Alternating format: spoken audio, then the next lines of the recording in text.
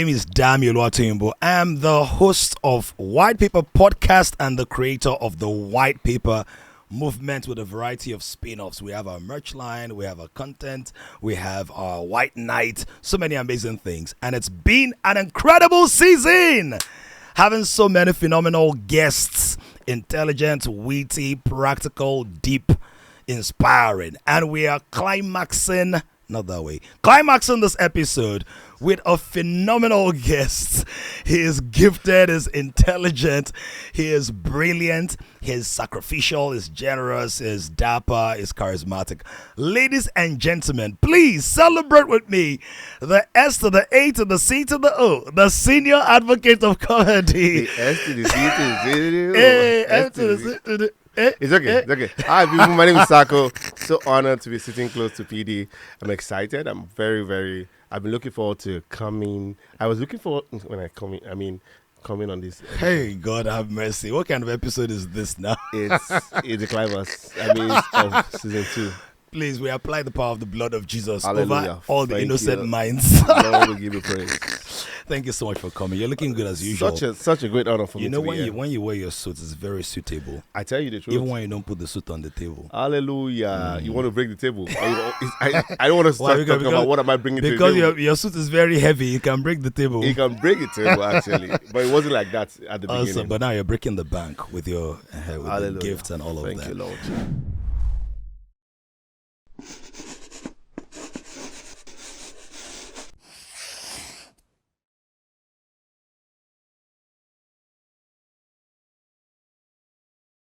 Let me start by saying thank you on many accounts. Okay. First of all, when I say accounts, not bank Yes. accounts, but Okay.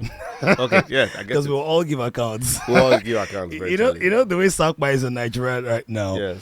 Many Nigerians won't be able to give accounts At all. because there's nothing in the account. At all. Yeah. They can't even deduct any money. They will tell you, why did you remove 5 naira, 6 naira. naira, 9 naira? So let me thank you on different accounts. Thank you for coming today. Thank you. I know your itinerary is like super packed, like so many things. So I'm not taking it for granted. Yeah.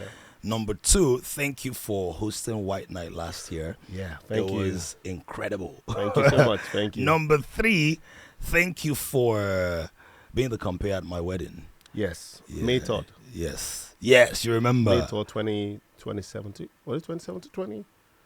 Oh, God help me. My wife is going to be the one 2015. You're almost there. 20 was 20. Is it 2014? 2014. Right, 2014, yes. 2014, May 3rd.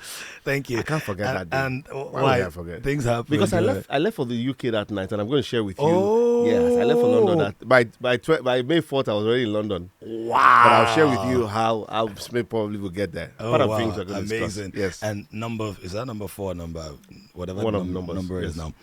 now.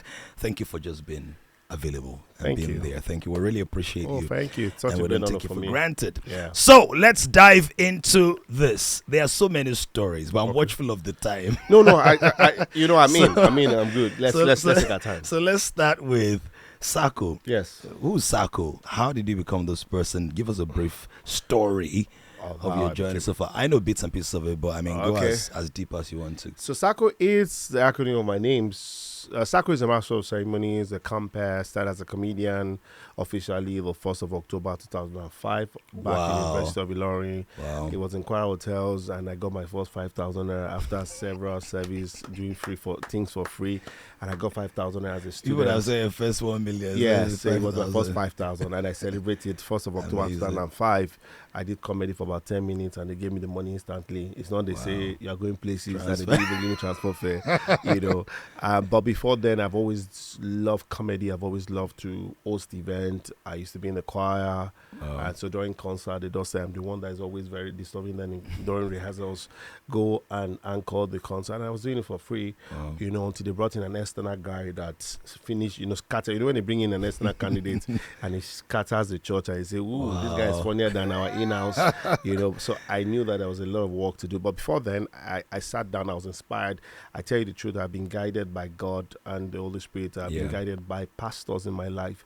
I didn't see him as a I always say that I didn't see him as a pastor. I didn't see him as a mentor. I thought that he was disturbing me, because after service, he takes us to his office and other teenagers and begins to teach us. But his name is Pastor Kunle Rotimi. Wow. You know, I was in Redeemed. Shout out to the man of Pastor God. Kunle Rotimi, you know, and he would take us to the room and begin to share with us, teaching us about the future, teaching us about, it was 4% I had, the word says that 3 things that influences you: what you listen to, the friends you keep, and what you see. In my mind, I'm saying, what am I seeing? What am I hearing? Right. All right, but later, those things that, because he was always consistent, he was sowing that seed, and I thought it wasn't making sense. But later, a few years later, I understood and I appreciated that teaching.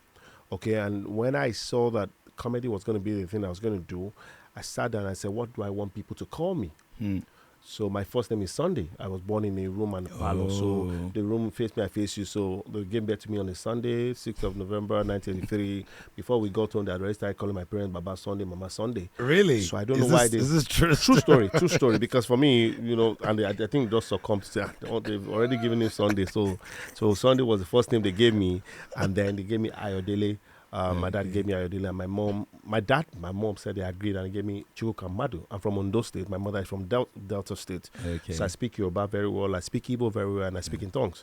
Yeah, so very well. I speak, the tongues, So, and that was how I got the name. And my surname is Okundalaye, and I wrote down my name. I said, do I want people to... There was the Alibabas, Alibabas of this world. There was the Umar Baba, there was Sonny, there were Shedi Baba. There were a lot of Babas. Okay. So I said, do I want people to call me Sonny Baba?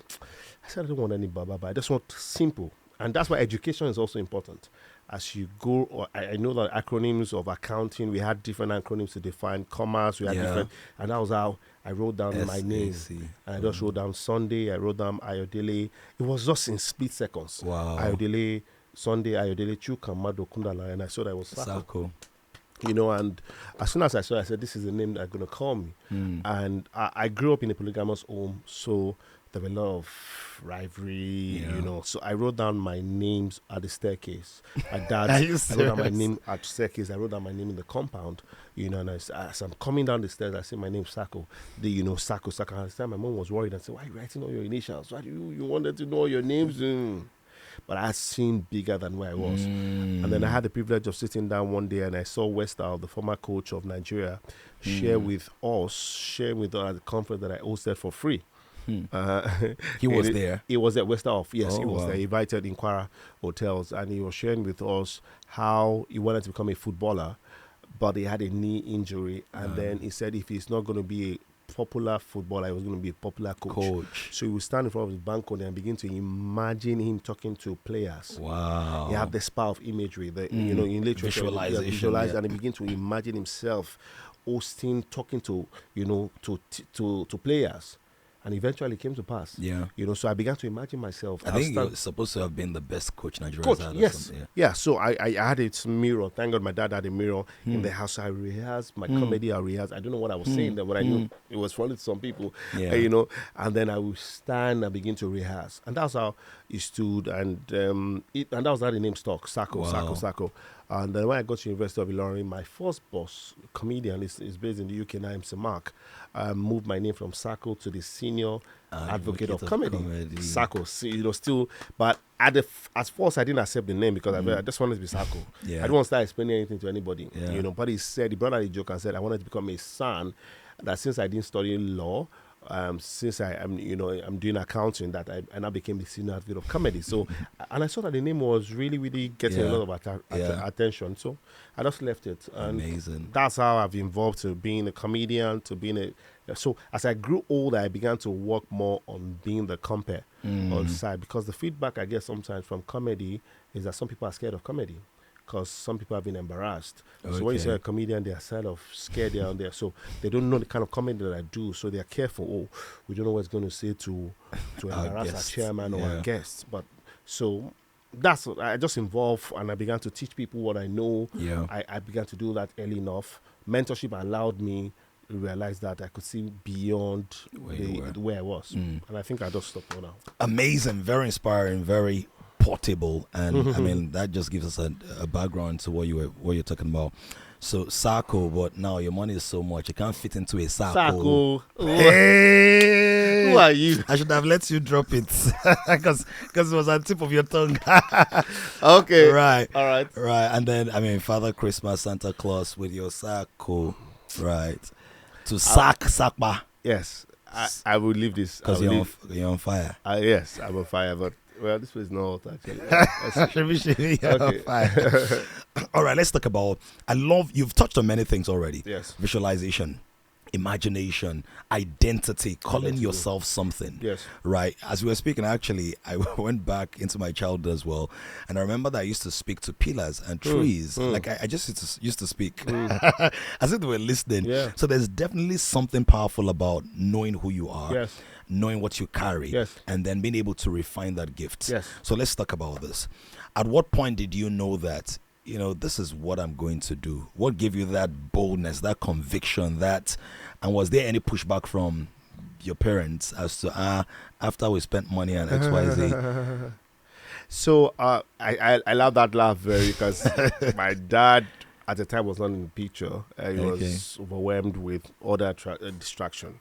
But my mom was there, okay? So, and I knew the process my mom goes through to get me to send me money in school. Sometimes I remember a time where she had to line up to pay in 200 naira for I can withdraw 1,000. And so that you could... So I could withdraw 1,000 because that time you have to have a certain amount. Yeah. You can't just withdraw. So, and I knew how much she had to queue. And so back in school, when I started doing comedy, I was in the choir already. Now, so and I do comedy for a few minutes, or I host events, departmental events, and they give me 5,000. So 5,000 was the in thing. Yeah, it was at a the time big deal it was because quite I know a what lot. it takes for my mom, to pay that money. And so in the university was when I knew that I was going to do this. If accounting, I was just doing the accounting because that's what they said to me when I was growing up. Accounting. And no, isn't the I couldn't even account for my life at that period.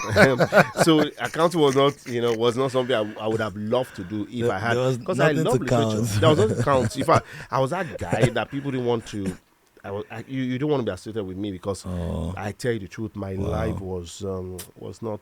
It was just because the father figure that I needed at that time was not there. So I was just doing anything I could do, but I'm grateful to God for God. Now I'm not a reference point, and sometimes I shed tears and I begin to say, how did that person become that person? But I tell you the truth, it was power of mentorship. Back in university, I knew that I just knew that this was what I was going to do when I'm done, because I started sending money to my mom.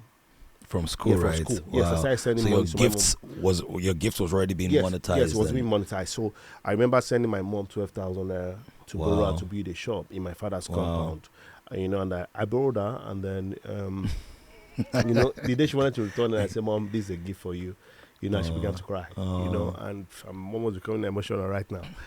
So it's okay, we can handle it. Yeah, we've had somebody cry crazy tears on this podcast. So my mom started crying because I remember at the time I repeated SS2 and it was as if my life didn't have a meaning. As in when you wrote it, you put SS, then SS again, like SS, like SS. Yes, SS, seriously. As in State Security Service. No, I mean senior secondary school. I failed SS, SS2 then, and my sister and I became classmates. So she removed the brother from my name. Your twin sister? My younger sister. Oh, wow. Yeah, so she removed the S. She used to call me Saco, and she thought she moved the brother and say we are classmates because I used to intimidate her back then as senior. I'm your senior. So this time she was in SS2A, I was in SS2B. I'm your senior advocate. Yeah, so there was no SS at all. And we all had this space where we used to sleep in the house. I slept like this. And sometimes if I roll, she tell me roll pada. Roll pada. So we all had a space in the house. And then so at university, I just started sending my mom money, and that for me, I said to myself, this is what I love to do. Yeah. Because the truth is, whether you pay me or you don't pay me, I used to get crash event. I'll go anywhere I see that there's a concert, I go meet them. I said, I don't know if you've gotten an MC, but I'd like to host your event. Wow. So whether you these are teachable moments. Yes, please go for it. Yeah, because so whether you call me or you don't, just give me something to leave from that place, probably 1,000, 2,000. I just want people to be happy. And that's the joy that I still get, whether you pay me or you don't pay me. Well, now you pay me because the things I was doing for free now is for a fee. Come on now. Okay, so Don't play. But don't. I'm Pay. not playing. Pay. You're Don't gonna play. You're gonna pay. Pay. So- Pay. Don't play. Otherwise, you're going to learn the hard way. Hard way. When you pay me the hard currency. Even though my name is not Tai. What kind of life are you living? I live the life that I want. I want the life that I live. Tomorrow is promised. Right, tomorrow is promised though. So I basically knew that I was going to do this from university, and I tell you the truth, I left university in 2008, and I've never looked back. I'm so proud of you. Yeah. I mean, I know some of the things because I'm not allowed to share some of the things, but I know some of the things you've been able to do for yourself, for your family, and even for the industry, because there are people that you're raising and stuff. So you've done pretty well for yourself, and God's grace. Yes, it will get better. And by God's grace, it will get better. Now let's talk about, suffering. Because you spoke about going, sleeping on the same floor. I want us to speak to people. I was speaking to some of my people last week, and I said, see, those of us who are on this level, whatever this level is, what you might call like middle class Nigeria, or that you have BSc, you went to school, you have a job, you are not the majority of the people in Nigeria. Yes. Right? There are 200 million people. So there are tens of millions of people that live in slums. Yes. Even in this Lagos. In this Lagos, yes, right. In this Lagos. So I want us to give some people hope. Maybe that person that's using their last 1,000 naira to watch this part of it. Yes. How did you survive that season? Because some people, they rebel. Some people get into drugs. Some people get into gambling and messes up their lives. Some people join cults. Yes. Some people start stealing. That petty. How you navigate that season? Where you're lying on the floor with your sister, you're rolling back and forth, and then you eventually get to university. Some people will see that as I'm free from this family, and then just really go wild. Yes. What was going through your teenage mind at the time, and how did you? Like I said, the seed that was sown from Pastor Kunle Rotimi was still on the back of my head. Amazing. So even when I had friends doing Yahoo. You were like, who? It wasn't attractive. Or who are you? It wasn't attractive to me. Right. My friends, I started taking alcohol very young when we go out and they buy other alcohol, and I said I want Martina. As in, okay. Yeah, so they take Guinness, and I said I want Malta Guinness. Wow. And I said, so it's the Malta you had, not the Guinness. Yes. And he said, because first I tried to taste one of the, I said that it's bitter. And I said, what are you guys enjoying from this thing? I know what you mean, right? I know, what are you guys enjoying from? I think that's the reason, one of the major reasons I never even thought about drinking. First, I had a very good foundation. My parents did a great job. Yes. But something happened when I was a little child. I was maybe 9 or so. My uncles were drinking. Some of my uncles were drinking. So they called me. And my parents didn't know. So they gave me some alcohol. Yes. And it was so bitter. Yes. So I'm like, what are these people enjoying around this thing? So from that time, I just never attributed any kind of. Still till date, I don't. Some people be like they're sweets. Yes. Alcohol I wish them divine success. That's why sometimes when the repercussion comes, it's not that sweet. Yeah. So sometimes that's why I don't take alcohol. First, it wasn't an attraction to me. Staying in that room, I knew that it was just a matter of time, even though I didn't know at that time. Come on now. But I know that I knew my future was bright, but not very. You know how you just sense that something. By the time, it was as if I didn't have a future. How was NEPA in your area? It wasn't even nice again. The NEPA, we're used to doctor that we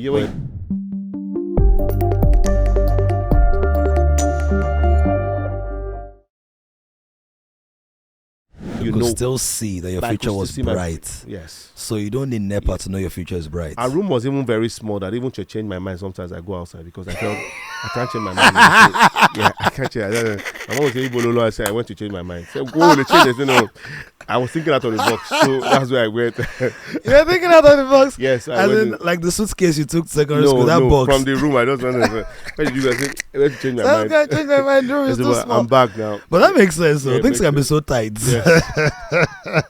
Yeah. Oh my gosh. But as I grew old, and one of the things that also challenged me was at the time in my life, my dad's wife said that I said in the estate that when my father dies, that I would take over the house. He had 4 flats at that time, and he still has. You said that. I never said Okay, it was an accusation. I never. It was an accusation, and my father said to me, "I'm saying this," and I was downstairs. I was in GS3 when my father said, "You said this." I said that I didn't say this. Wow. But I don't know what gave me that boldness to say to my father, looking up to him upstairs, and I said, "Daddy, the house God is going to bless me with will be bigger than this."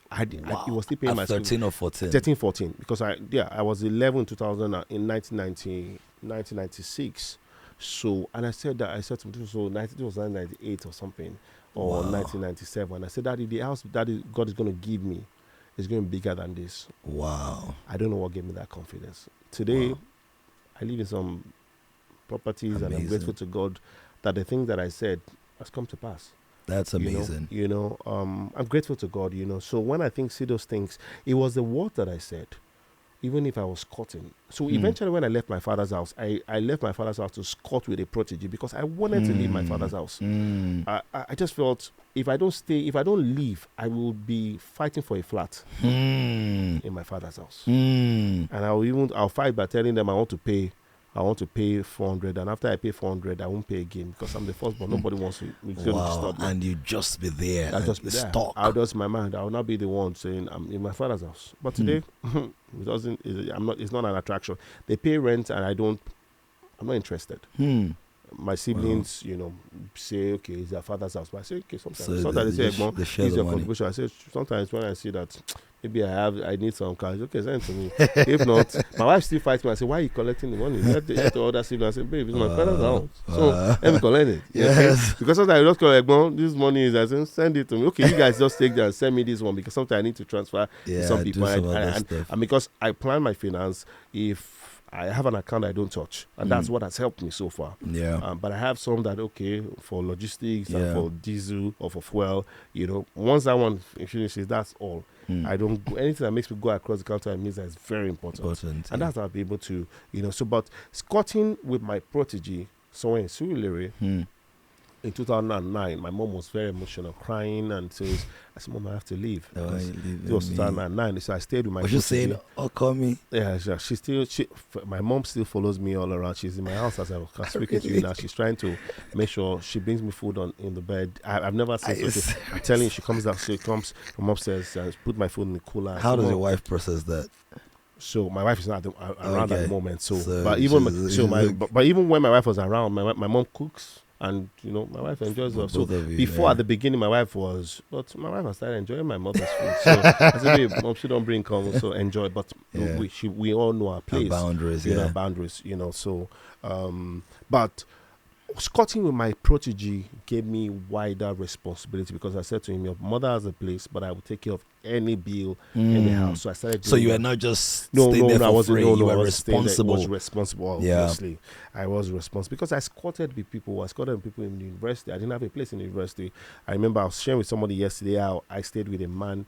When I say I stayed with a man, I stayed with a senior person in Ilorin, and I was basically washing his clothes. I was sweeping. I was bringing provisions. Because for me it was a privilege. For him, he didn't know me from anywhere. I just walked up to him. Really? Yes, I just walked up from fellowship. I said, "Bros, I am from this fellowship, and I don't have a place to stay, and I don't have the money." I said, "Well, come and stay." So I wake up in the morning, sweep, wash his clothes. He doesn't ask me, but I just felt that was something I needed to do. And by the way, I worked as a waiter when I finished secondary school. So while I was staying with my parents, I was working as a waiter. You're always waiting. I was waiting at the door, waiting in the kitchen. Waiting. I didn't even know what scripture I did. I waited for the Lord. My strength will renew. Even though by the time I'm done, my strength might not be renewed because I will wash plate. They're saying that even in the dream, they used to bring plate for me to wash. My younger brother stutters. And he's one of the most intelligent guy in my family. I think I spoke about him at my event. And one day, when I watch play like that, some piece of meat that my bosses didn't take. So I worked in a corporate environment in a kitchen department called Express Discount House on the island. What? Express Discount. It was a discount house. Okay. And so that was where they paid my first 4,000 naira as a waiter. Monday to Friday per month. Yes, my first. And I celebrate it because from the 4,000, I get tips from the bosses. Sometimes I go home with almost 20,000 or 15,000. And that is a big deal. So the meat that did not touch, I'll just put in nylon. And every day I was always having something to take to my mom. Wow. You know, and then my brother used to like so emotional. I'll bring meat and so he decided to, there was a short, we needed one person and my brother came to work with me. Wow. When he saw the plate, my brother thought, me, I'm tired though. For what? Saco. As a number of places you had to wash. It was crazy. It was crazy because you were back and said, washing one plate like this, another place is coming. When you think you are done, you just brother, be a category. You know, I still laugh about it because sometimes they see all the. I bring jollof rice at home. I bring soup home. Enjoying it. They don't have an idea of. You know, and the next morning I'm at the woman's compound. This was my father's house. I don't like the way you guys are laughing. Everybody is in stitches right here. You know, so I was a landlord's son in the estate, but I was working for a woman that rented her house, rented the other house. Wow. So she was my boss, you know, Shalom Caterings. One of your tenants? What of no, your no, parents' tenants? not one of my tenants. One of the neighbors. My neighbors. So I would go in the morning, go and clean, go and sweep, you know, and then we'll go from Lagos, from Ketu to Lagos. Wow. Sometimes we work at the 7th floor. I love the way you said Ketu to Lagos. Yes, Ketu so people where they live Ketu. No, Ketu to the island, Marina and all the things. So sometimes the 7th floor, the lift doesn't. Sometimes it doesn't work, so we have to take cooler from downstairs, upstairs. Wow. Yes, sometimes. So and then when I'm done, I come back and then you know I did that for months, and then I also volunteer at the redemption camp. I tell you the fact, volunteering at the redemption camp changed a lot of things in my life because from there I met people that adopted me as their son, you know, and they were paying me 3,000 per week from convention Sunday to Sunday, and that one you get tips from foreigners. You know, you see people that come from abroad. That I say, God, you know. I remember taking a picture with someone that came from India, and I was happy. I still have the picture. Say, I don't see foreigner, but Indians are foreigners, isn't it? Right. You know, I was happy. You know, so I met people in my life. So at that period, I was busy. I was getting myself busy. I really love the fact that you're going in. I love it. Yes. Because many people are going to see you now. So, for example, you've been like super busy, and I know that he's busy. That he's bringing stuff right. But people are going to see you now and go like, this guy with a cock, this guy that is, you know, flying from Canada to America to. But this story needs to be told. Yes, needs to be told. So I'm happy that you're going in there. That you've washed dishes. I have. And we're not talking about like 25 years ago. This is like maybe 15 years ago or something. 2005, 2006. Because So even while I was at the university, I used to come. So you're done with university. So I was done with university in 2003, 2008. So you're a graduate and you did this. Yes. So people need to know that it's okay. So it's okay to I agree. That's the point I'm trying to make. It's okay, Because you know many people have this idealistic thing in their mind that that job is below me. That's why the money will be above you. We're above you. And let me say to people that you feel that you're a graduate and you can't do those things. Most times when you do those jobs and they see how good you do Diligence. it, they begin to ask you questions. Yes. That's when you want to get you know, involved and say, how come you're a graduate and you're doing the job? And then they will upgrade you. Let me tell you what happened to me. I went to wash my car sometime last week. No, 2 weeks ago for the first time in that place. My wife used to wash her car there. So I went there 2 or 3 weeks ago. And the way this guy communicates, I said this guy is supposed to be here. Yes. I didn't tell him that, but I have plans in my heart. Yes. I'm thinking about, so the next time I went, I prayed for him and then gave him a bit of money.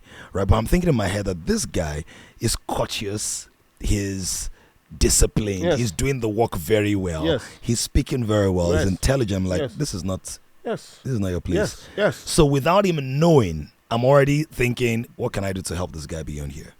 I agree. Just to buttress what you're saying. I agree. And one of the things that I also learned while working was respect. So sometimes when they're looking for people to liaise or speak to the pastors, they look out for me. Yeah. And they say, oh, Saco, you go and talk to this person. So the likes of Pastor J.T. Kalajari, I met him while working as a waiter. I met a lot of pastors while working as a waiter. And today I do high-profile event for them. They don't remember me, but I remember them. I remember doing when I was working, I was going to host a wedding, and I remember I used to serve this woman at one of those offices where I used to work. And if I told her I was the waiter, she won't pay me my money. So, yeah. You collected your money first. So I made sure I collected my balance first before I said, "Ma, you don't remember me? I was that guy that used to serve you the fish." I said, "Oh, you collected money?" I said, "I will collect." Because the money, and it was the first time I saw at the wedding where a couple, they were having misunderstanding on their wedding day and they were smiling. And they were insulting us. You know you're mad. He said, "You're mad too." Say, just don't worry, let's finish this wedding first. But already done. But I knew that. I don't know whether the marriage is still, because they paid a lot, but there are some marriages that I know that will not last because of how much they paid. But it's okay. Let's just move. But as a distraction. So I knew from the very beginning that while walking, I began to see people doing things, and I said to myself, one day I'm going to do this. And in 2004, I saw a man called Oli Malam host an event, and he was living the life that I wanted to live. Christian, but he was hosting events. Ethical, clean. And I said to myself, this man is the man I'm going to follow. So from that 2004 that I saw him at a church called Delighted Church, I began to follow him. Everywhere I see a flyer, I will follow him. I sent him a mail that I wanted to work with him. He didn't respond, but I was consistent for 4 years. Wow, until May. 4 years. Yes. Saco, you're dropping gems, man. Yes, because some people will follow up for 4 weeks and say, this guy. And that's what happened to some of the generations coming. They follow you to. I remember one popular guy that is popular. He came to meet me in 2012. He came from Ife, so I'm sure if you went to came from Ife, I'm sure you know what I'm talking about. One of those guys that is popular now, And then he came from Ife and he said, "I love you. I love you. You know what I love you." I said, "Wow, good." I said, "I want to work with you." I said, "Why not? I'm ready to work with you." And then he went with me to an event in Ogba. I was only built to perform as a comedian. He said, "Sir, can I perform?" I said, "I don't know you. Wow. I need you to work with me so that we can understand each other. Because I need to be sure the kind of jokes that you do."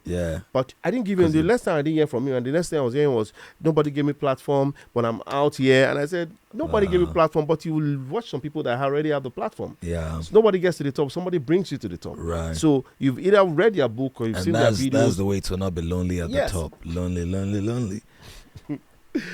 Or lonely at the top. At the top. If you were in the stop. I told you I will leave. I will let you know where I'm running. I'll just say thank you. That's my time. So I've seen people, but I've seen people that have stayed that today they're millionaires. They started working with me that same 2012, and today they write me checks. They check up on me financially. Hallelujah. I love it. Yes. Check up on me. So they give me gifts.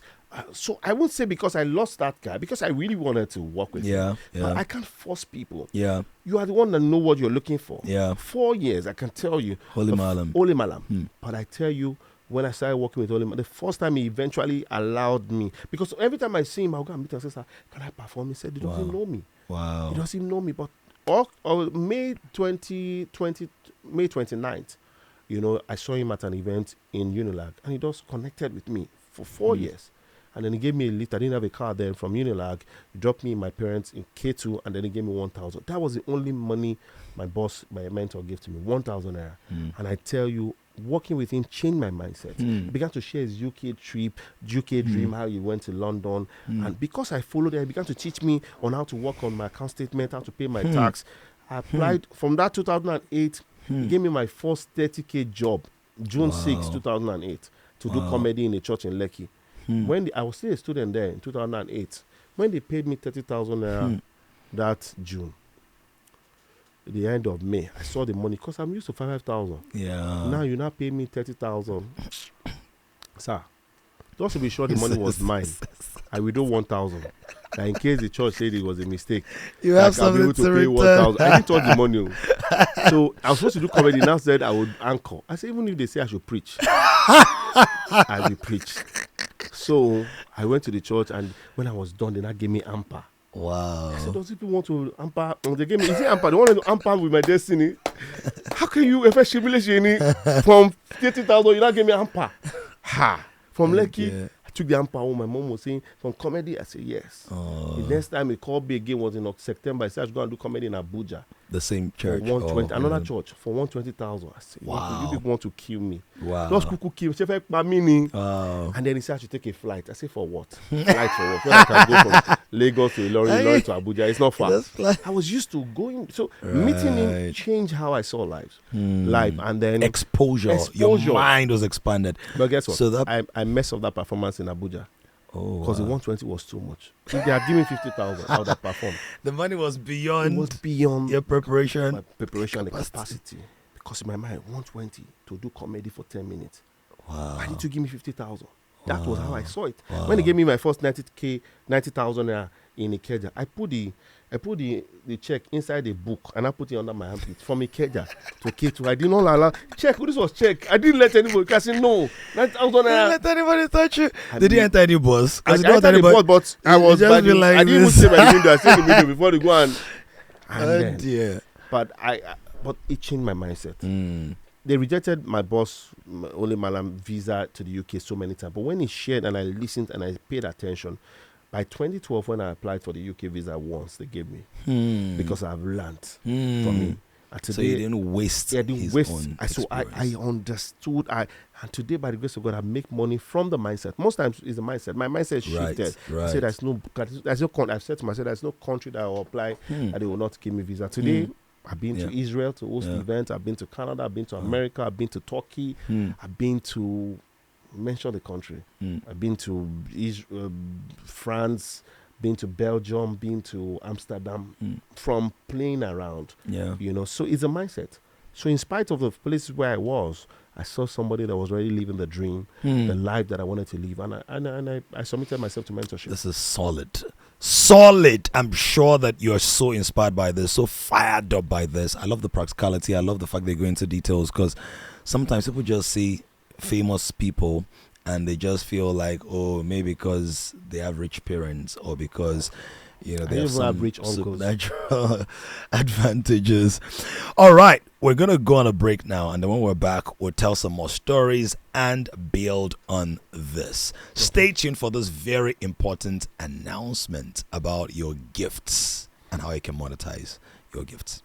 Are you tired of putting your passion on hold because you don't think it will make you rich? It's time for you to change the mindset and start living the life you've always dreamed of. Hi, I'm Damino Onwatu, and I'm here to help you unleash your full potential with the Rich Genius program. As someone who has found his gifts and turned them into profitable ventures, I know firsthand the power of following your passion. The Rich Genius program is designed to help you discover your gifts, find your purpose, and make a lot of money from them. With our guidance, you will learn how to turn your passion into a thriving business that will provide you with financial freedom. So why wait? Don't put your passion on hold any longer. Start your journey towards success with the Rich Genius program today. Join me and become a part of a community of progressive people who are deploying their gifts profitably. Click the Learn More button now to get started on your path to success. So we've had an amazing time talking about Saco's journey so far and talking about the power of his gifts and how by visualization, diligence, discipline, engaging the opportunities he had at strategic times, he's been able to build a brand, create so much value, add a lot of color to different people's events, and then do well for himself and his family. And you might have a gift in your life, but you don't know how to work it, how to deploy it. That is why you must buy the Rich Genius. Is my online course that basically shows you how to discover your gifts, how to develop your gift, how to monetize your gift, how to build systems around that gift. And of course, join our communities called Genius X, where you have premium coaching and products that allow you to shape that, not only for subsistence in terms of having money to feed, but you want to build something that will pay you, your children, your grandchildren for life. So check out the details and make sure that you jump on the offer we have going on right now. Depending on when you see this, there might be a Christmas offer or a New Year offer. Jump on it. Don't miss out. All right, Saco. Yes, boss. Thank you for sharing so far. Thank you. I want to ask some other questions beyond your craft. Okay. You're a family man. Yes. A family man. Yes. You're a family man. Yes, I'm a family Family man. Family man. You're a family man. A family man. You're a family man. Now, yes, I am. Let's talk about the entertainment space and then marriage and relationships and all of that. There's this whole stuff around people that play around entertainment a lot, that they're either promiscuous or they face a lot of temptation or that they don't keep it together on the family front. So you find many people that either comedians or singers or artists or actors who maybe have cases of divorce or multiple marriages or infidelity and stuff like that. What were you thinking about before you married your wife? And how have you been able to navigate that? Because, I mean, you have a lot of events, so you see a lot of fine women all over the place. And now, fine men may be scoping you too. The way the God of this commission has not allowed it to happen. That God of we'll fire, we burn them from the pit of hell. They come close, they're born. They come close, they're born. God spoke to me 5th of May 1989. They shout, what are they talking? What are they? They can never try it. Yeah, like the third person we making bishop on this Really? podcast. Yes. Oh God. Aka SLK. Yes. I love bishop. Oh my goodness. So, but basically, how have you worked with that space? Especially speaking about going to different countries. Yes. You go to those countries. I mean, you're going to see certain ladies that just go like, wait, what's going on here? Was this person in the Garden of Eden when God created the original females? How have you navigated that? Let's. Okay, so first, I had no model like that in marriage from my parents. It wasn't that smooth. It wasn't that nice. So at the beginning, I didn't have a role model, in marriage that I could refer to, especially from my parents' side. But as I grew older, I began to thank God for people, mentors from the spiritual part, the likes of Reverend Sam Adeyemi and Pastor Nicky Adeyemi. I was hosting a free event in Daystar, October 2010, when we had a guest, Pastor Kingsley Okonkwo and Pastor Mildred Okonkwo, and I introduced them and we connected. Especially the fact that she realized that I was from Delta State and she's from Delta. She just connected from that point.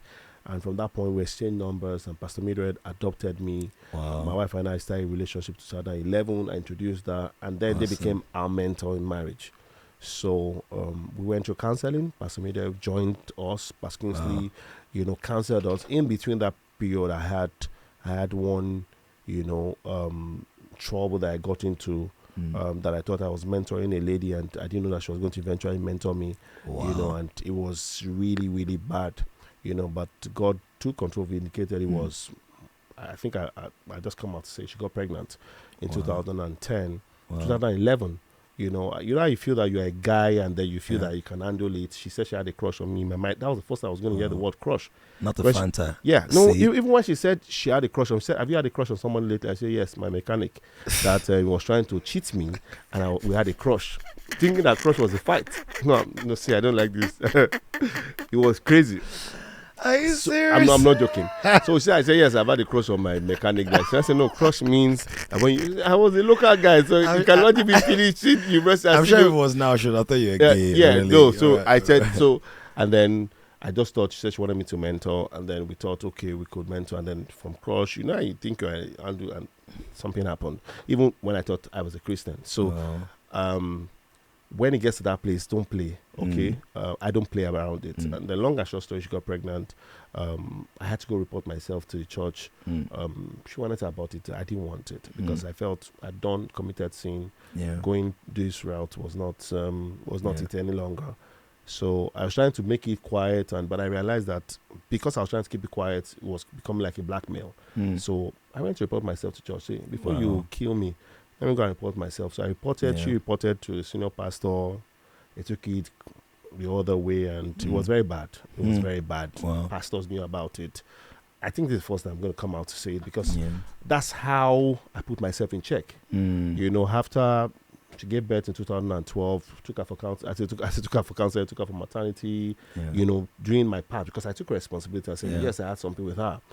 Met her parents. Said I'm not going to marry her because she was older than I was, but I'm going to take responsibility for the child. My wife was lost because my wife from the first time she met her said she had something. She didn't feel comfortable. But both of us had already started working together before my wife got into the picture. So in my mind I'm saying I can handle it. You know how you think you can handle it as a guy. But when it happened, my wife she was writing her final exam in Ife. She was praying one day. She called me. I'd caused trouble already. She just sensed the Holy Spirit just told her to pray for me. I just said, wow. Yes, I need that prayer at this time. She was writing her final exam. So she came home August 2011.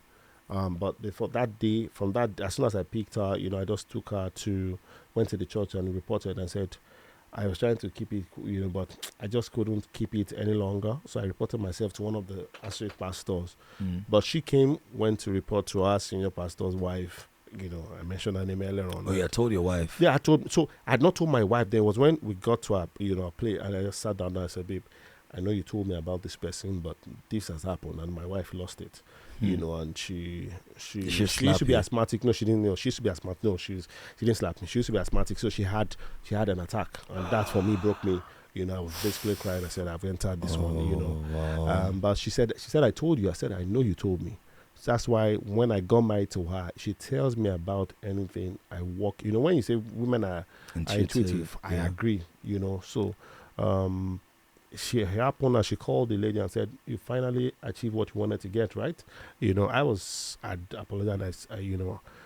She called the person and said, oh, you finally, because we used to go to events together, because I felt that was the first time I was going to mentoring a lady. Because when in my mind, when she said she wanted me to mentor, I didn't even have anything to. That's when I took my mentorship very, very serious in 2012.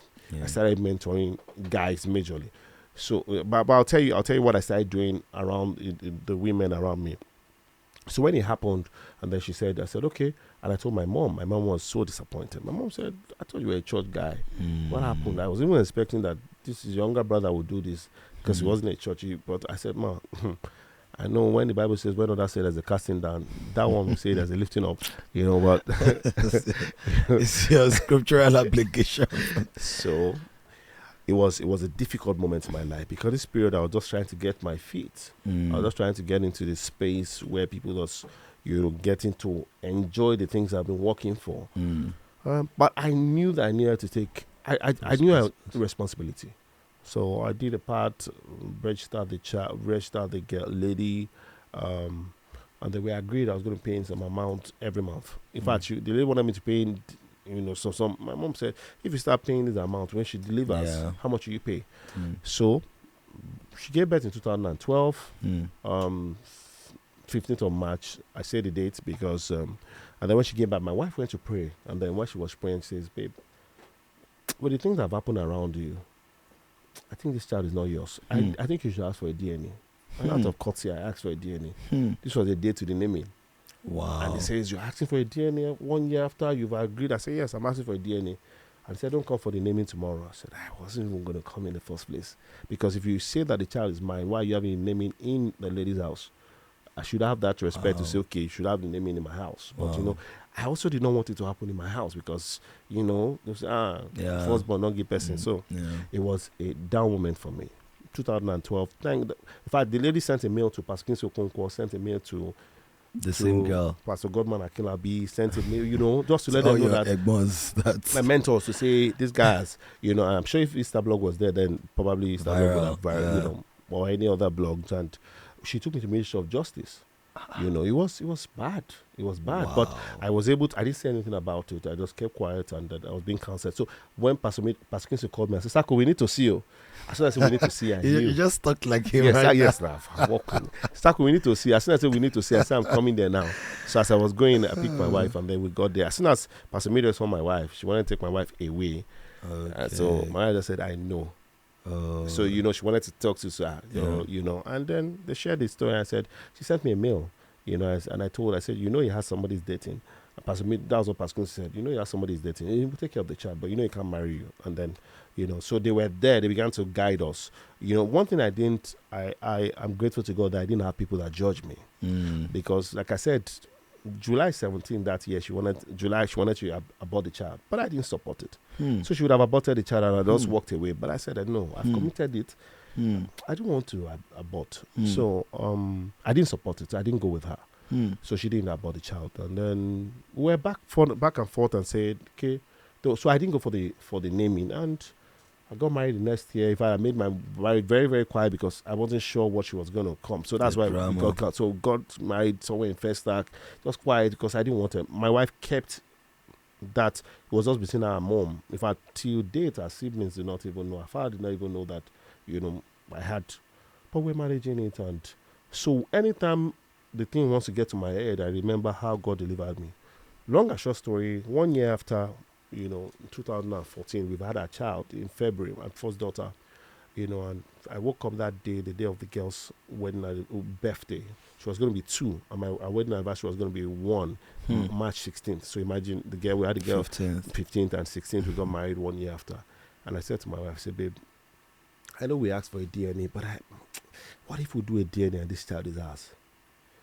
I'll feel bad. So I said to her, babe, I want to start sending her money every month. Is it okay by you? She said, it's okay. I said, first we'll buy her provisions. So I bought her provisions, bought her cake. I reached out to the lady because this time I cut off every communication, because I said, if you know that I'm the child, father's child, DNA will not be an issue. So I reached out to her. I said, I want to bring some things for the child. Because this time the lady even tagged the baby's picture, used my son name, used the baby's name, and I already looked to say that this is your, So, people were already asking different rumor. But I'm surprised you didn't get the story. But it was till date, people did not even know the full story. They thought it was the person I impregnated that I got married to. So they didn't know the story. But how many people? So I'm saying it out now for posterity to let you know why I need to be careful. So I reached out and I bought some things. I took to her. They were no longer staying where I used to know. So I called her and then I wanted to see the child. They said no, that the baby was sleeping. So I dropped the things and I left. I went to do my event. Just while I was coming to ShopRite in Ikeja, I just going in, just by the fast food at the entrance, I saw them. They brought the girl to come have something. And as soon as I saw the mom, the lady, and the daughter, and I saw a friend, I just said, hello. I wanted to carry the girl, and the lady was saying, I don't know you. And the lady says, meet this baby's father. I said, okay. So I carried her, and I looked at her. She was grown. She was 2. I smiled. I said, I want to come get some for my wife. And the lady said I should take the child. I said, no, I'm not going to take her because I don't want to start doing any further because I've not been alive in the past 1 year. So take the child away. To take the child to go and buy the things I want to buy for my wife. So I said, no. So I dropped the child. I bought the things, and as I was coming, said, can I drop them? I said, why not? So I dropped them. I got home, I told my wife, I saw them, and then the next day I gave my wife a gift. So every month so the lady said the things I bought for her, she already had it, so I should be converting to cash. So I started doing cash from March, April, May, June, July. By July, the lady called me and said, the money I'm sending is not enough. And I said that, my wife, she said she wanted to see me. I said my wife that she wanted to see me. So this time I was carrying my wife along because I didn't want any wahala. So I took my wife, I told my, I said, babe, she said she wants to see me. I said, okay, why not? Go and see her. So, but I said I was going to see her where I was open because I don't want story. So she said to me in her car, when she sat in the car in front of the house, I said, I don't have any issues with you. In fact, at the time, because I had to be kind of careful, I said, I believe that this child is mine, but I need to convince my wife that this child is mine because I want to take responsibility. I want her to get to meet my daughter. And I said, let's not do this DNA. I'm the one paying. She began to cry. I said, if we do this DNA and it comes back that you are the father, I will not forgive you. I said, let's just do it. This time DNA was first time I had a DNA was 170,000. I think it was 75,000. It was just, and I was ready to pay. So she agreed that she was going to do it that July. So that day I said, can I see the girl? She said she was in school. The mistake I did was I should have waited to do the DNA before I went to school. But I just wanted to see the girl. So I said, so I went to pick her in school. When I got to school, she just announced I'm the father. They were just shouting, oh, this is father. And so it's even good that you came. She wants to pay. Yes, you want to even pay for something. This is, and before you know it, just say school fees was this amount. I just wrote check. I should have written the check to the school, but I don't know whether it was, I don't want to say it was jazz, but I don't know how they influenced me, and I wrote the check to the teacher. So when I got home, the mistake I did was I didn't tell my wife. I just felt it was one of those things. So a church had actually reached out to me that they wanted me to host their event. But they called back and said, Saco, we made sure to, and they said, Saco impregnated somebody and not taking responsibility. And this was the next day. We were supposed to see the next day to go do DNA. And the girl said she wasn't going to come. And I told her, I said, I'm not going to call you again if you're not ready for this DNA. And then my wife was in the car because I wanted my wife to be there when we do the DNA to be sure. I do my part. I'm ready. I've committed. There are a lot of Christians that do things that nobody knows. So anybody wants to say anything, I've come out to say I'm responsible. Yeah. So while we're in the car, the pastor called and I said, I just paid the girl's school fees yesterday. That was the first time my wife was hearing about it. And my wife is this type that when she's before, if she sees something, she will not address it. Is when at the point of entry, when you want to get entry into access, yes, you just bring her, say, where's your visa? That point, and at that point in your life where you are at that place, you need access. So I couldn't get access, and I wasn't guaranteed that I could get access. Even Polaris could not even help me at that point. Meanwhile, you had to compromise your fidelity. Yes. I'll leave you. So first of all, what happened to your union with her? Oh, well, I was not the first. So she brought up. She brought it up. She brought it up. I said, "Oh my God, how come you pay I school fees overheard." and you tell me? I said, "Babe, why?" But she had tried, because I was going to say that both of you, the way both of you handled it is, I tell you the truth. As a pastor who knows many stories, this is like one of the most honorable. I tell you the truth. She's not here, ways but I've seen in handling that kind of situation. I tell you the truth. Pastor Mildred, Pastor Quincy did a lot of job, but my wife did, and I give it to her. I give it to her, and she's not here. I give it to her because she was there. I'm grateful to God that I married her, because if any other person would have not gone through that process with me, eventually, the lady agreed, because she agreed when she saw that I was not going to give her attention. August, we decided to do the DNA, and then we did. We got there. I was scared. Do I want this child to be mine? I just wanted closure. And then the day they called us for the result, they said I was not the father. Wow. 2 years after, or 3 years after, I doubted the DNA result. It was 0%. Zero. It was not even one. It was 0%. It was not. No, it was 0%. Wow. And I said to the man, I said, "Is there a mistake somewhere?" The man said, "If you go and do this DNA somewhere and it comes back positive, come back and sue me." Wow. That closed it. Wow. The lady was just sitting down there and she was just looking. So they said, "There's no mistake." Wow. We did the same swap. It's not related. Wow. And that was the last time. That was a closure in 2014. Wow. So any time that I remember these things, it arranges. I know the trauma that I went through. Because that means for like 3 years we're taking care of a person and the child. Yes. So like I said, I have to be fair. I wasn't taking care of her from the day we asked from DNA, 2012 to 2013, 2014. So it's like a good man. You're even trying to, clarify everything. Yes, I'm clarifying. Yes, I'm clarifying it so that I'm clarifying it because I don't want in case anybody sees this video and say, did I clarified it? From 2012 that she had the child, March, I didn't take care of the child till 2014 because I needed to be sure. Okay. I needed, because I know the trauma. I know at the time people were not calling me at some places. They, blacklisted. So I was blacklisted. So I knew the pain that I went through. I was also pained. I didn't deny the baby. I didn't deny the pregnancy. I didn't deny that I didn't have anything with you. Okay, but it's the fact that you were saying negative things about me. But when the DNA result came, they wanted me to sue. I said, "Sue who? I have gone beyond. God has blessed me beyond. But I have moved on because God has blessed me and God has vindicated me." Yeah. Guess what? When we got the result, I just took the result to the church. I dropped the main copy in the church, gave collected photocopy. But one thing that I liked was that Pastor Nike, apologized because she shared a lot of stories and felt that I wasn't responsible at all. So when all these things are happening, I said to myself, I've been there before. So that made me that when I have female proteges, I didn't used to pay. I didn't allow people to pay around me. But when you come and you want to work with me as a lady, because I want you to be strictly professional, you pay a fee. I see. Because you're coming into my space, you want to learn things that I know, you pay this amount.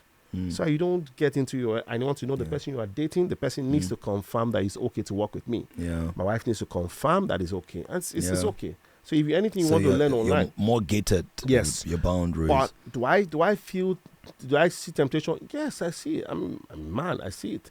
But like I said, when I remember those things, I remember how polygamy affected my father.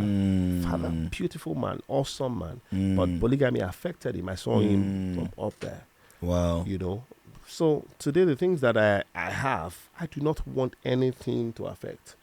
So November last year, my wife, saw a chat that somebody chatted, and she has access to my phone. In the middle of the night, she woke me up and saw it, and she reminded me of 2011. And for the first time, my wife is, and she reminded me, I said, "Babe, remember, So since then, I always tell people, I said, when you remember what God has helped you, with, I didn't even know we're going to, when you remember where you're coming from, you just realize you don't want to go back there. It's not worth it. Yeah. It's not worth it. Wow. This is such a vulnerable and heartfelt moment. I had to share it. I didn't plan I was going to share, but I just felt for somebody there. There's something about Wiper Podcast where people just share stuff that can be of value that they didn't even plan to share.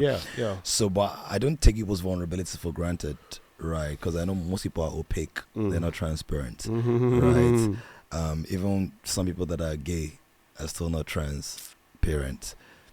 Yeah. So I didn't take. I give up, my brother.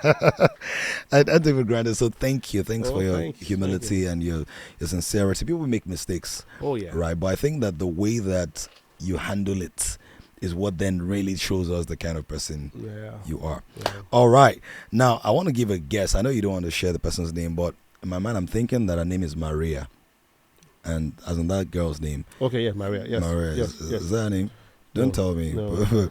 Because the reason is yes, this. the reason, yes. Because she started with blackmail. Yeah. Right? Yes. And then they blacklisted you. Yes. There was blackouts. She must be Black Maria. And guess what? She's even dark in complexion. She's dark in complexion, so... So you told her, Eda. So don't stay my white. Why did you? My wife was actually staying though. I was, but it was. Are you serious? Is that why you're wearing grey now? Yeah. So we're in the grey moment right now. So but thank God it's just one shade, not 50 shades. So. Can we round up this program? So, all right. It was. All right. Yeah. Let me ask 2 or 3 more questions and then we'll cap it up. There's a story you tell very often. Yeah. That car that showed you Shaggy. Yes. Is that a real story or is it a mixture of? It's a mixture. A caricature, a performance version. Yes. Of that. But tell us about that because let me just tell you something that happened to me when I was going to buy my first car. 2005, I think, was my first attempt. Or 2000, no, not 5. Must have been 6 or 7. Because I eventually bought my first car 2009 or 10 thereabout. Yeah. But the first time, like 2 years prior, you're just excited. Let me buy a car. Let me buy a car. So one of my friends had a friend who had a car, more like his car eventually, because car, problems. So we were going to go and buy the car. So we went to church, midweek service. House on the Rock, way back. Yeah. And when we're going back to the house, you know that Aswani area, that's Oshodi. Yes. The car just broke down. That was the first sign that this is not the kind of. So while the guy was trying to fix it, robbers came, from the side of the road, and that was the first time I discovered I could fight, even though I was not wearing a black belt, right? But robbers came. And miraculously, I was able to fight off. My guy left the car and ran into the bush. Somehow, I got the guy's hand in my mouth and I was biting it and then kicking the guy and then shouting. So that was a sign that was not my car. So every time you tell, I didn't need the Holy Spirit to confirm that because the car that broke down and robbers showed up. Yeah. So every time we share that story, I'm like, thank God I never had to deal with this kind of. My car has stopped. At Ogba, he likes to stop. Yeah, he likes to stop. He stops. He likes to stop mainland bridge. He likes all those places where it's free, where you cannot find help. Stopped at Apapa. Oh my goodness! Where we're pushing the car. Went for an event. For one of those free event that you do rally. We started rallying around the car because all people that went to now pushed it together.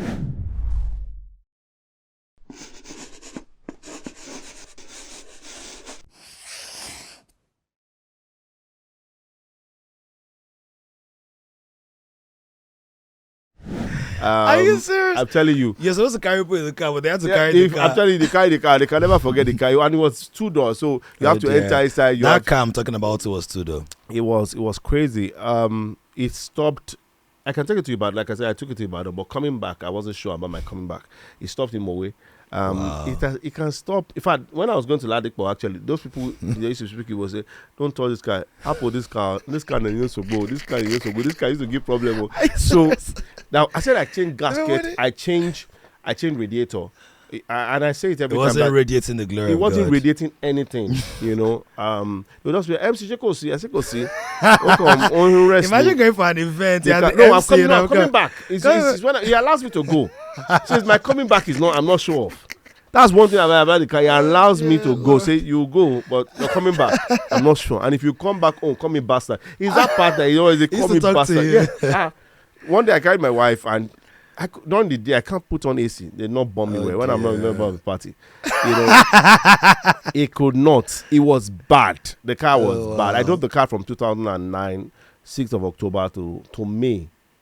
To May. Like I said, the person that bought it, I don't think he will pray for me. I just know that it was not God. It's not the blood of Jesus that covered because I knew what I set it for him. The way the mechanic that I bought it from set it for me. So it was like. I don't know that the guy will forgive me because I have to delete all the picture of the car on my phone. So that I don't want anything around to remind me of trigger. your no. That car was a devil. Was from a pit of hell. The guy kept. I thought I found favor. So, but from my experience, I found labor. The guy someone could like in it. I said could like me. Someone could like spirit in it. That's why I became spirit of Saco because I needed to be sure of the spirit that the guy was saying. Someone could like spirit in it.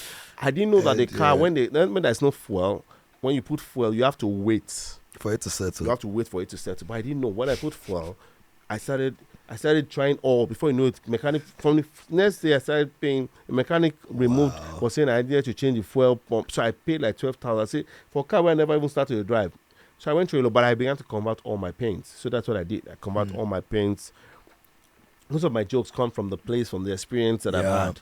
You know, and just remembering the jokes, I just began to add a lot of, like I say, caricature. And people could relate with it. When I hear other people's story and say, the car goes with you, but you're not sure if it's going to come back home. But that car where it stopped at Tom Mainland, that stopped before, where I began to beg it, let's get you on the road. See if I don't stop on Tom Mainland, call me bastard. And truthfully, the car stopped. And I said, but let's get. I said, no, I said, I'm not going there. The car will tell you, I'm not going there, sir. So that you know what he's speaking. And when he speaks Yoruba to me, I didn't even know that it was Yoruba car. I didn't lost it. But the car was doing overheating to the extent that when another car is about to do overheating, I'll know from the smell. Say, my brother, I don't know you, but you can smell it from a distance. This is your car, eh? If in 2 weeks' time, this car will stop. That's how you take me. I say, so this car they do. So go attend to her. Check the radiator. Kindred spirits. I'm telling you. But it was a good experience. And the next time I got a car, after that, I sold it and I bought a car, 1999 Toyota Camry. I bought that car in 2010. And by 2011, February, they stole the car. In that, my Portuguese guy that was, Surulere. And 2 weeks after I got a car, I bought a 2013 Honda City from Pastor Kingsley. Sold it to me, you know, and it was a good one. All those cars that when you exceed 100, they begin to do tutun, meaning the angel that is following you is about to leave you, that the speed is too much. The angel was kilo day, which one is wrong? Well, if you want to die, die. So that's a target. Once I'm telling you, once you don't exceed 120, that's it. Tutun, meaning, so I just said, I think the angel, so I'll just slow that, say, angel, please don't go. Say, what is all this for?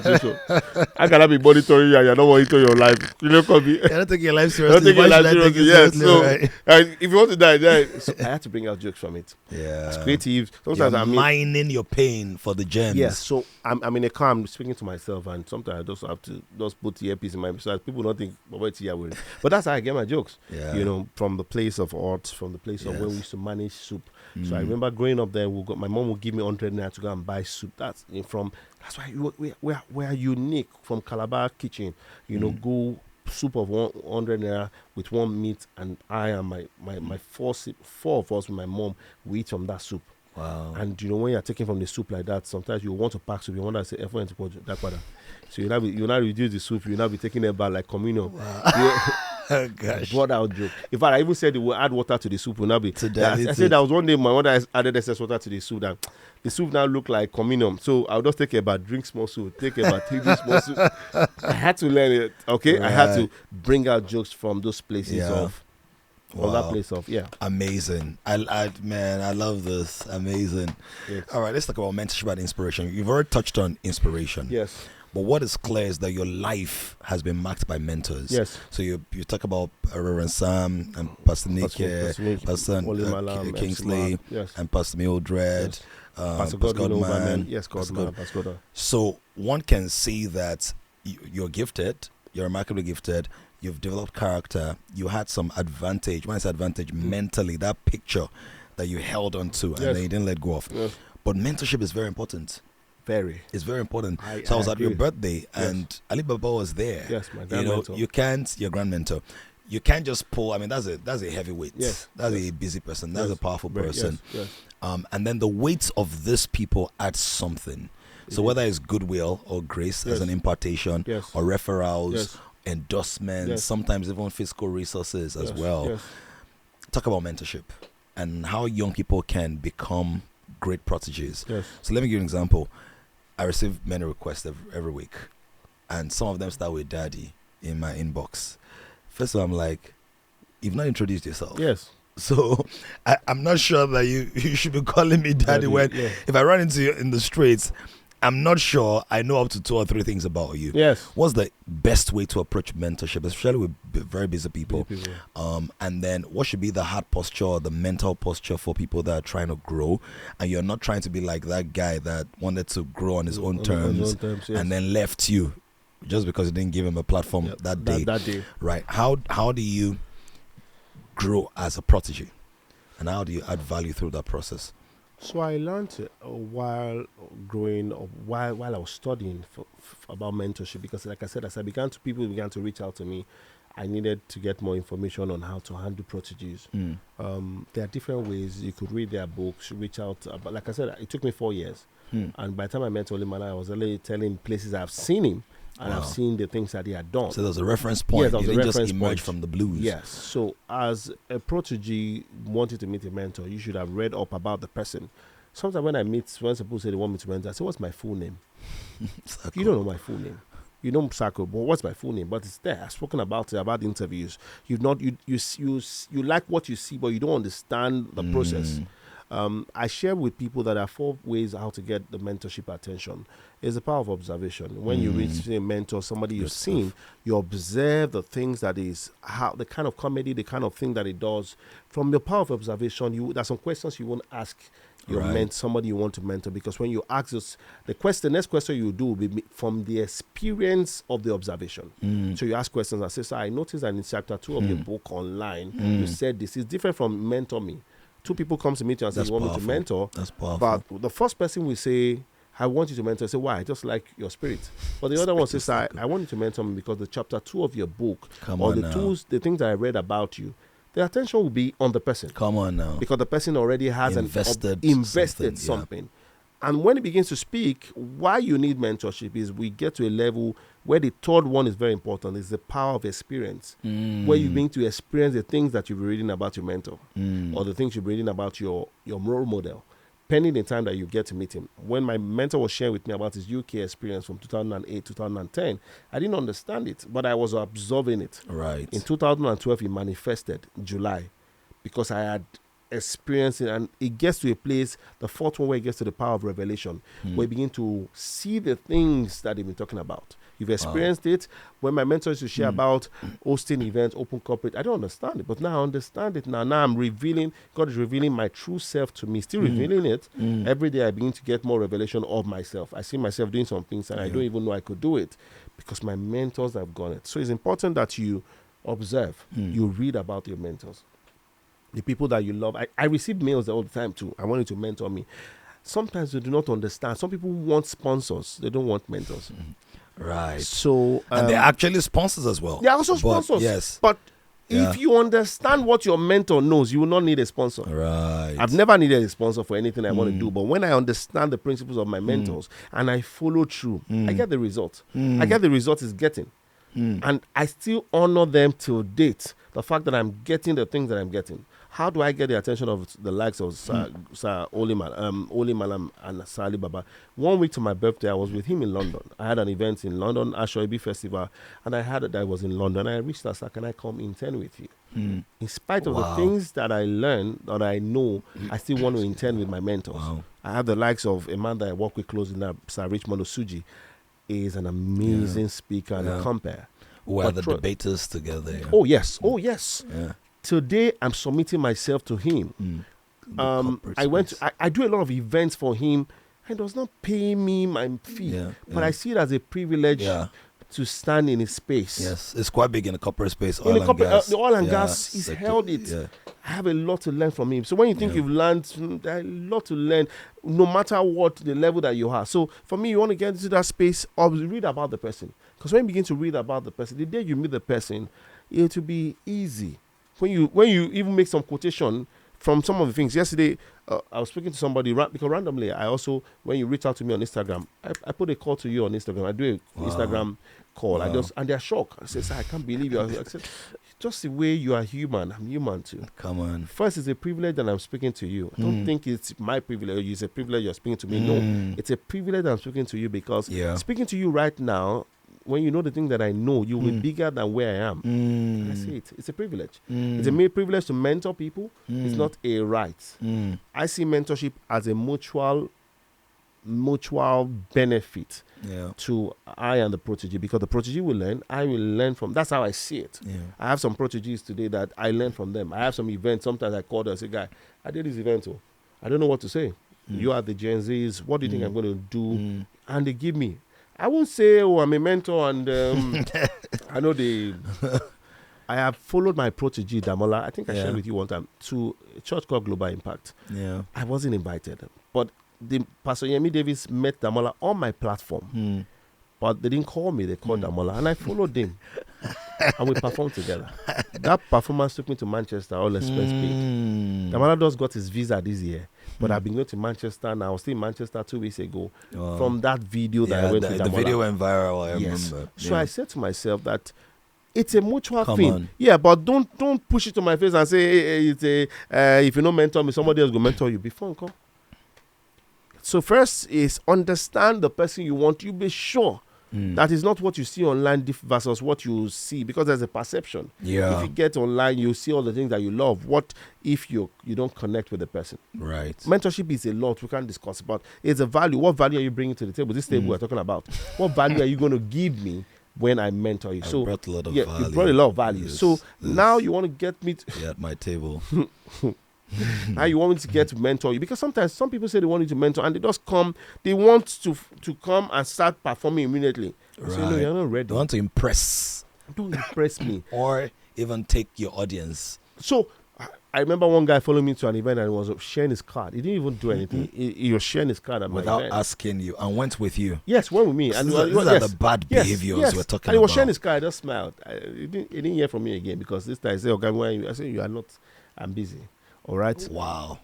When I follow the likes of Sir Richmond Osuji, now you don't see me. I'm working with him. Yeah. And I stood in for him last year November. A lady saw me when I stood in. He came in, but I'd represented. Especially when you're standing in for somebody, it's a lot of work, because now you have to think represent about their yourself brand and the brand, and then without compromising your authenticity. I'll share with you quickly. I stood in for him last year November. And I saw it as a privilege. By the time he got there, he said, your guy did very well. But he has gotten that oil and gas sector. So no matter what you do, he's still the guy. And you have to give it to him. I'm not there to struggle. There are spaces in the social world, in a corporate. So I did the job. And a lady said she wanted him to host an event. And I said he wasn't available. She reached out to me, and I did the event April this year.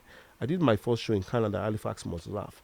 The lady saw my status and said, when are you coming to Amsterdam to do? And I said, I will be in Belgium to anchor a wedding in September. If we have an agreement, I can bring in 3 comedians.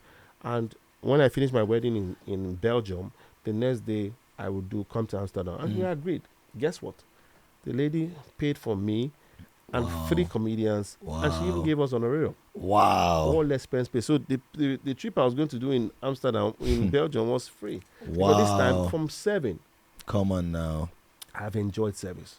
Like I said to you, May 3rd, 2014 was your wedding. Yes.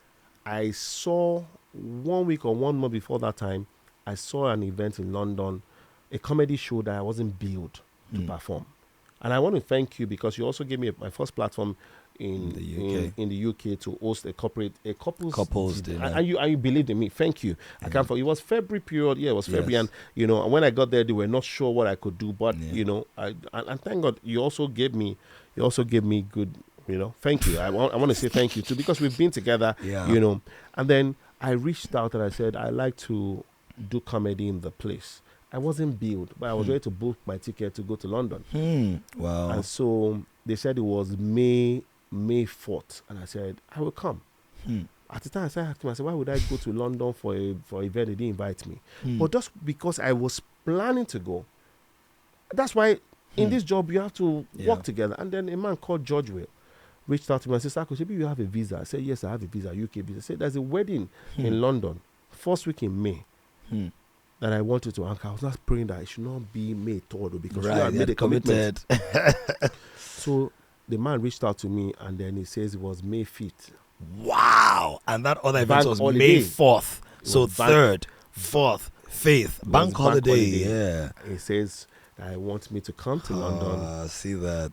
It was a plan. So that's why you must always see that. That's how, and so the man just called me and said, how much you like collect? As at that time, pound was still good. So I said, I'll collect 400,000. And the man said, I'll call you back. And then he called me. I said, Saco, I'm going to pay you £1,000. Wow. Visa the ticket that time was 200 and something to London for May 5th. Wow. So I said, okay, sir, no problem. The man was supposed to make a commitment of half of the amount in Naira, then I get the pounds in London. There. So he didn't say anything. But me, I had already booked my ticket by faith. That night, after your wedding, after your wedding, you entered the spiritual realm, and while you're leaving your spiritual realm, I was already on my way to the airport. So I got but guess what? The person did not pay 1 week before your wedding, April 30th. The man was the chairman at the wedding that I was going to host. So I think he wanted to see my performance before he makes commitment. So as soon as I saw him, I knew that this man was coming to see me. So I went to the toilet. I said, God, help your boy. Help your boy. I want to go to this London, and this man will pay my ticket. Wow. So I prayed, and as soon as I got there, God just took control. I did the wedding. As soon as I did the wedding, as he saw me at the entrance, I just said, see you in London next week. Wow. That same day, he made a commitment. Wow. So as soon as I finished your wedding, May 3rd, I entered by 8 a.m. I was in London. BA, you'd have landed. It was not even BA, it was Turkish Airlines. I did Turkish Okay. I just did the one that I won't spend too much because I wasn't, but I was prepared for the show. Yes. Guess what? When I got to the show, I met with my mentor, MC Mark, and then he took me to the show. When the lady was going to introduce me, she said, I don't know. You know all those people that I don't know him more because it's not funny. Disclaimer. Yes. She didn't know I was prepared. So let's not go. She didn't know I was prepared. So you're ready for your opportunity. Yes, she didn't know I was prepared. I just smiled. For a show that I'm going to do for free, I introduced me like this. I said, okay. So as I got there, God just gave me utterance because you can't take any glory. I thought these 5-10 minutes. They gave me 10 minutes and I did 7 minutes. You know how you do 7 minutes and they were that's why they were expecting interview. I just said, thank you so much, that's my time. And I said, thank that man. I just realized my shoulder was going up because I saw that I was becoming proud. Okay, I don't scatter this London. I don't know anything. You are introducing me that I don't know him. You will know my father. As I was walking towards the toilet, I didn't want to go and ease myself. I just wanted them to realize that I don't scatter this place. As I was going, he just came to me and said, Guy, that was fantastic. They want you to come back again. Please. You will pay for this one. You say you will pay. Exactly. Why you doing like this? I said, then you have to pay. I said, I will pay. I will pay. Wow. And then this is I came back again. As I did, they said, thank you so much, that's my time. And I said that's my time. She just gave me something very responsible. Guess what? The next day I was on the bill. See that. The next day I was on the bill. Wow. So the next day I did that wedding. As I did the wedding, it was beautiful. It was for a free show. 2014. I did the wedding.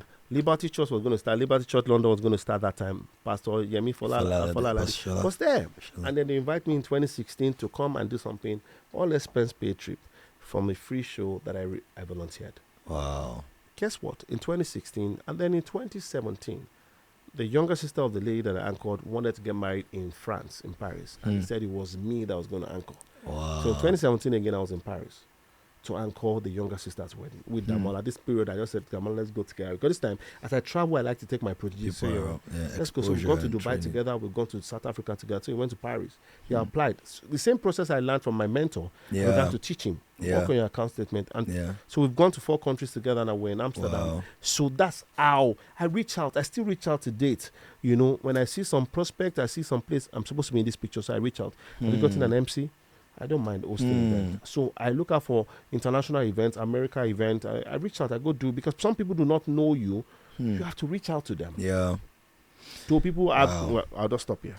No, I mean, like, you could just, this is so good, guys. I'll stop here. Isn't this amazing? I'll stop here. Come on, guys, please celebrate Saco. Drop your comments in the comment box. Let him know that we're so grateful and appreciative of the time. Thank you. I could ask questions all day, but let me just limit them to 2. And after that, there's going to be a break. Then we'll do a game that will last for 7 minutes. And we're out. So, in answering your questions, So, what is clear? I mean, you're gifted, you have great, but there's also grace. Yes, I agree. It's so, I mean, I just see grace. You are intelligent and you prepare, but there's grace. That's grace. I agree. Can you talk about the God factor and the grace? You know, I don't even like to say God factor because it sounds like it's just one of the factors, but for lack of a better expression, that place for God and grace, and how do you engage that? So, if there are maybe things that you do, you know, that you think maybe conduits, right? Of course, no matter what God does for you, you're not buying it, but there are things that position you to be able to. One of the things that I think I do is honoring my parents. So I take care of my mom, and I take care of my mom. I take care of all the people that were there for me. When I said taking care now, you don't put them in a care car. No. So as I go to these countries, I make arrangements for my mom also. I make arrangements for the people. My mom has gone with me to London. She's gone with me to Canada. For the last one, she went with me to Canada. Says, even if you don't do anything for me again, you've tried. I said, no, Mom, I'm not going to stop. I want to make sure that anything I enjoy, you must enjoy it. Amazing. My mother-in-law went with us to America where we had our son. And we wanted, and it was just an idea. We want people, and all the people that, like I said, major persons that have been influencer to me. Yeah. Have been major blessings to me while I was growing. When I didn't have any bearing, I go back to them and say thank you. Yeah. So I go. You know, specific. That's like so take financial resources. Resources to them. Because some people they'll just write thank you on the sheet of paper. No. I take financial things, and I remember one of the people that mentors me says, "You're one of the only guy that we mentored, that we took care of, that comes back to say thank you." Wow. You know, and in spite of the things that God has helped me with, when I share with them my project, they say, "You're one of the only guy that comes. You don't forget." Pastor Miriam says, "You don't forget." I said, "I will forget," because I know at that period when I was down, I won't forget. So even if everything is running around and my wife calls any of my mentors, and that's why another thing that helped me is I am still in that mentorship space. I see. So you don't feel like, I'm my own man now, so I don't need anybody. No. My wife knows that if she calls, if I see Pastor Midra's call, oh my God, I will first confirm if everything is well. Yes, and that's the kind of life I want. So first is the God factor, and also the grace factor, where I take gifts. I look out for people doing well in my industry. So I don't see my mentors empty-handed. I go every time, even though it's impromptu, I must go with a gift. Sometimes I even go with foreign currency to say this is the level I want to start seeing myself. So I sow seeds. So with the likes of Sally Baba said at my event, said I'm one of the guys that I didn't mentor directly that comes back to say thank you. Okay, because it made that place admirable. So today I go to any country, I'm in America, and they say, "What do you do?" I say, compare. My wife comes to deliver in the US and say, "Your husband must be well. We must reach." If somebody had not done it, would have where we are to break that door open. So that's what I do, and I know the place of service. So I in spite of how busy I am, I'm in a unit in church, the online unit where we present. You know, we host the event, we host the online service. I do that part. I used to be in the choir, but rehearsals, I can't meet up rehearsals on Saturdays. So the God factor, and I know that this gift that I have today was a gift. It can be taken at any time. If I don't service it, if I don't go back to say, God, I'm grateful for the gift. It won't even be taken. It's just may not be as effective as it could be, effective because the gifts yes. are consequent without repentance. Yes, But you can have the gift, and they're just unnecessary hurdles that yes. keep you Yes. silenced. Yes. Quiet. I was going to do a video and say it's not about your talent, because there are people that are talented, that are funny comedians, that are broke. That it's not even funny. Their account's not funny at all. You know, so I don't see myself when people say, I heard some people say, oh, Saco is not even funny. It's not easy. I said, it's not about funny. It's about your character. It's about who mentions your name when you're not there. Yeah, and what they say about and what you. they say about you. Yeah. So for me, the God factor is key.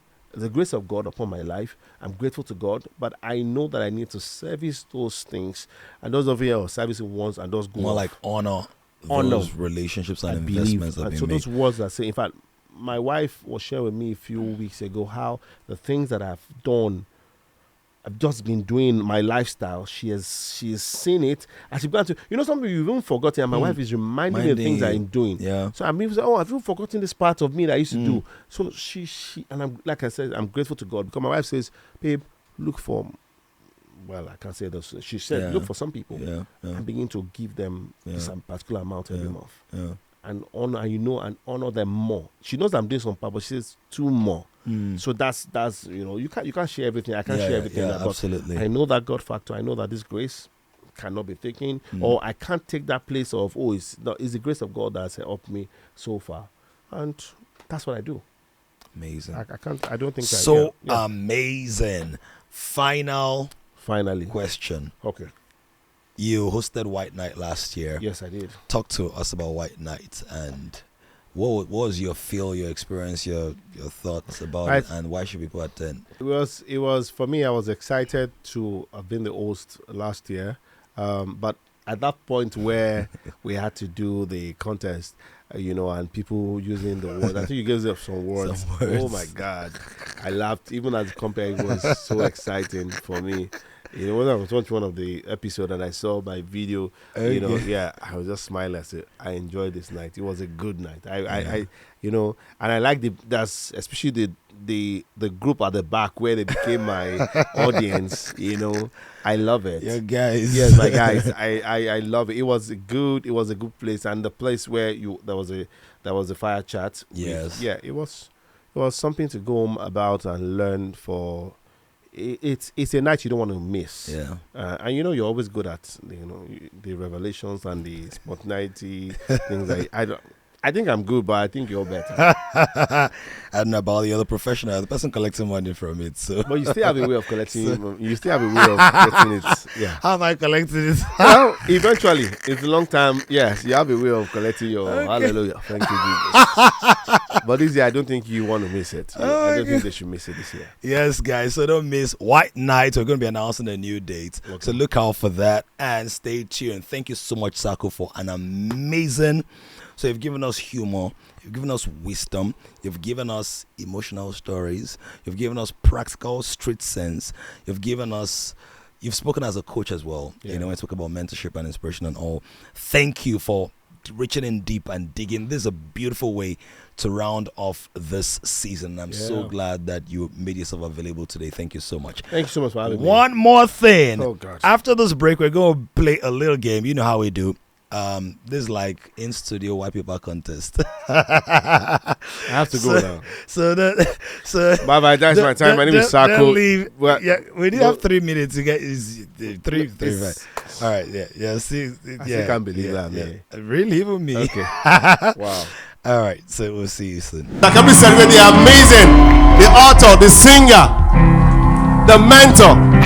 Please put your hand together for P-Dams as he comes to share with us how we all stack up. I'm just going to share a couple of stories. So please quickly pick up your phones, go to Instagram. Are you on Instagram already? All right, just go to this place and click it, the plus either, then slide. You're going to see stories. Some people still didn't get it. But we know say God now, Papa, and we have the right genes in us. Modupe, you are very rude. You see somebody that knows something about gay, that's when they will now be put. Take your picture and go. It's not So I promise you that everything you touch is fire. Every beat you're on is a banger. Because every word I speak is Rema. Another Love is the tango of consonance and dissonance, dancing to the symphonies of life set to be in harmony. As you just called on strike recently, some young girls are not going back to school the same.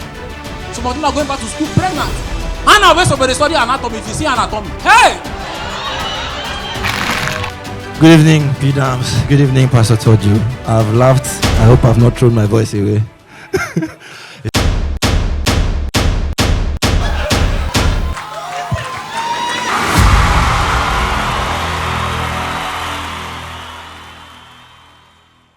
All right, welcome back, ladies and gentlemen. This is the final episode of season 2 of Wiper Podcast. Thank you so much for being a part of this journey from the very first episode all the way to this last one.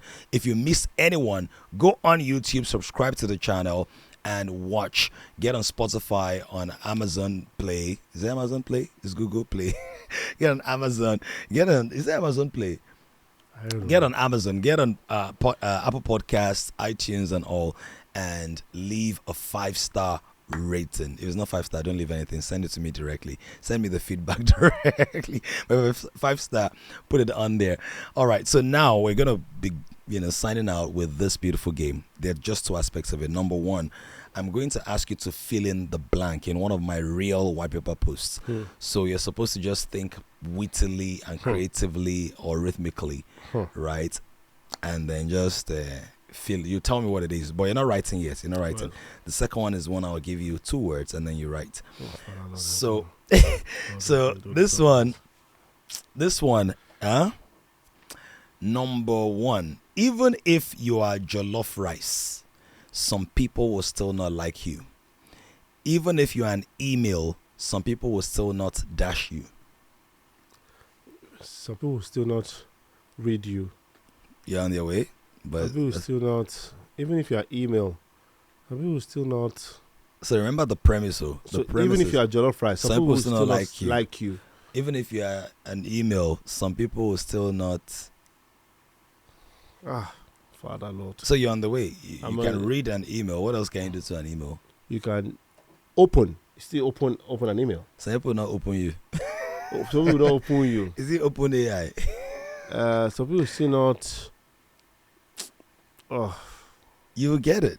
I'll get it. But you're not sure what time. Yes. Don't write. August time is the best. Right. Even if you're jollof rice, people will still not send you. Even if send you. Yes. So people will still not like you. So you got it inadvertently. Oh yeah. High five. Okay, good. Let me give you this one. Okay. If you marry a girl because she is portable, she might give you a lot of dash. Wala. You got it. All right, good. So that's it. Oh, thank you. Oh God, I got it. No, you're right. So there's one right and there's another one. There's another one. What is just turn it this way. No, that way. Yeah, that way. No, this way. No. Landscape. No, you're right. Landscape. Okay. Yeah, so I'll give you 2 words. Number 1, Saco. Number 2, global. And you're supposed to just write anything witty, creative, rhythmical, inspirational, but include Saco and global in it. So it could rhyme with Saco, it could rhyme with global. It doesn't have to rhyme. And you have just a minute so that we can let it go.